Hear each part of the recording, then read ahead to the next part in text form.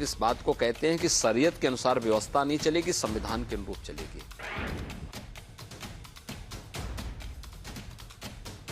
गजवा-ए हिंद का सपना कयामत के दिन तक भी साकार नहीं होगा।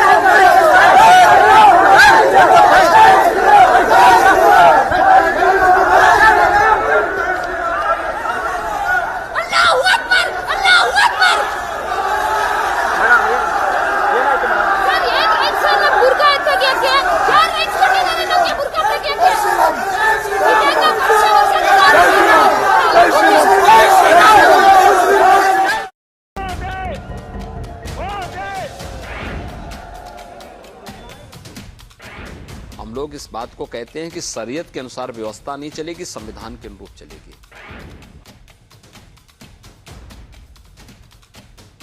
गजवा-ए हिंद का सपना कयामत के दिन तक भी साकार नहीं होगा।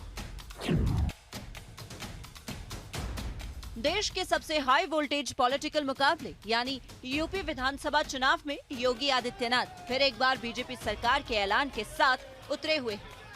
योगी के चुनावी एजेंडा में माफिया पर बुलडोजर, गुंडागर्दी का खात्मा शामिल है। लेकिन जब हिजाब भी चुनावी मुद्दा बनता नजर आया तो योगी हिजाब के विवाद पर बोलने से भी नहीं चूके।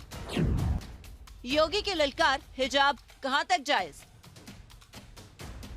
हमारी स्वयं की पसंद नापसंद हम देश के ऊपर लागू नहीं कर सकते, संस्थाओं के ऊपर लागू नहीं कर सकते।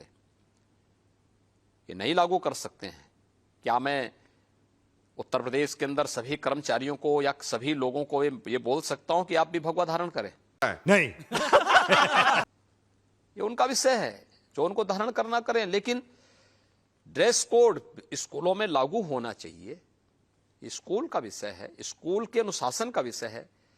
आर्मी में कोई ये कहेगा कि हम लोग जो है अपने अनुसार चलेंगे, फोर्स में कोई इस प्रकार की बात करेगा? कहां अनुशासन रह पाएगा? पुख्ता तर्कों के साथ योगी ने साफ कह दिया कि हिजाब मजहबी हक है, लेकिन हर जगह हिजाब पहनने की जिद तर्क संगत नहीं। इस हिजाब विवाद पर योगी खुलकर बोले, हर सवाल का जवाब दिया। सिर्फ अपने तर्क ही नहीं दिए, जवाब हिजाब के हिमायतियों को भी दिया। योगी की ललकार, हिजाब की असली हिमायत। आपको याद होगा कुछ ही दिन पहले खुद को मुस्लिमों के पैरोकार कहने वाले असदुद्दीन ओवैसी ने हिजाबी प्रधानमंत्री को लेकर बयान दिया था।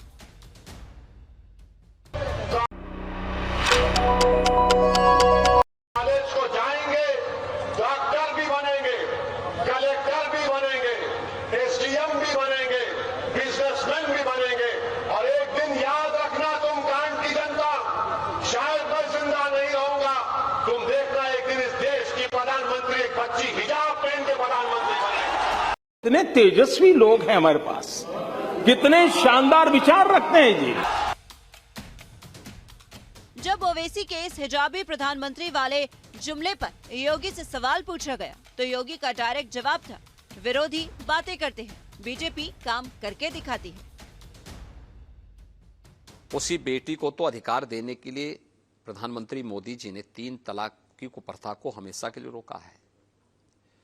उसी बेटी को न्याय दिलाने के लिए, सम्मान दिलाने के लिए और स्वावलंबन के मार्ग पर अग्रसर करने के लिए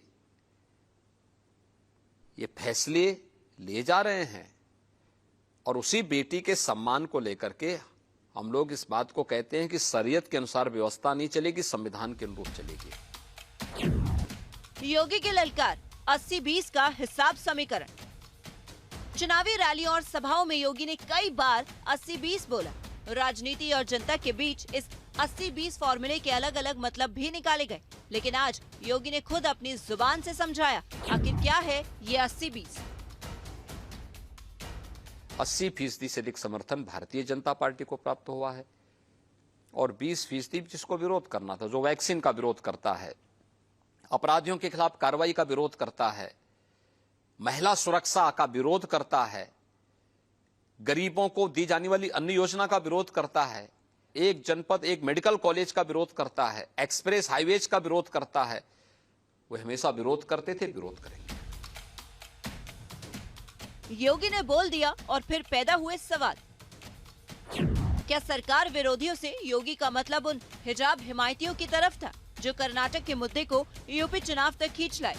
क्या योगी ये कहना चाह रहे थे कि हिजाब के नाम पर प्रोपेगेंडा से पैदा हुए प्रदर्शन दरअसल सरकार के खिलाफ एक्शन है? इन सवालों के जवाब भी आगे मिल जाएंगे, लेकिन जवाबों से पहले योगी की बातें सुनना जरूरी है, क्योंकि योगी ने जो बोला ताबड़तोड़ बोला, सीना ठोक कर बोला। योगी की ललकार गजवाए हिंद कबूल नहीं। हिजाब के एजेंडा के पीछे PFI पाकिस्तानी खुफिया एजेंसी ISI जैसे नाम सामने आए और इसी वजह से आशंका पैदा हुई क्या देश के दुश्मन हिजाब को हथियार बना रहे हैं। ऐसे ही आतंक परस्तों को योगी ने करारा जवाब दिया। जो लोग सपना देख रहे हैं गजवाई हिंद का, मैं बहुत स्पष्टता के साथ कह सकता हूं, ये नया भारत है। इस नए भारत में विकास सबका, लेकिन तुष्टीकरण किसी का नहीं। सबका साथ, सबके विकास की भावना के साथ सरकार कार्य कर रही है। ये नया भारत संविधान के अनुरूप चलेगा, शरीयत के अनुरूप नहीं। और मैं इस बात को भी स्पष्टता के साथ कह सकता हूं, गजवाए हिंद का सपना कयामत के दिन तक भी साकार नहीं होगा। हर मुद्दे पर निडर होकर बोलना, अपनी बात ठोक कर कहना यूपी के योगी की आदत है, लेकिन इस इंटरव्यू से योगी ने भी ये बता दिया कि बीजेपी अपने एजेंडा पर कायम है। सद्भाव, राष्ट्रवाद से लेकर देश की अखंडता ही बीजेपी की प्राथमिकता रहेगी।